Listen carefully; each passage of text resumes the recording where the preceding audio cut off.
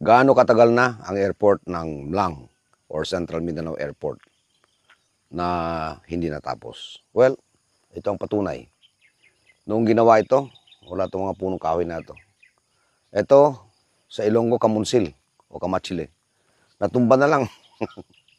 Hanggang ngayon hindi pa lumilipad at naglalanding aeroplano dito. Ito yung patunay na talagang pinabayaan itong project na ito. Sapagkat ang problema ng project na ito is that it was started by a Manny Piñol. And some people are not comfortable with the idea of a major infrastructure project operating, boosting the economy of the province. But it was initiated by their political adversary. This is petty politics. Politika sang bata-bata ini, binata-bata nga pamulitika.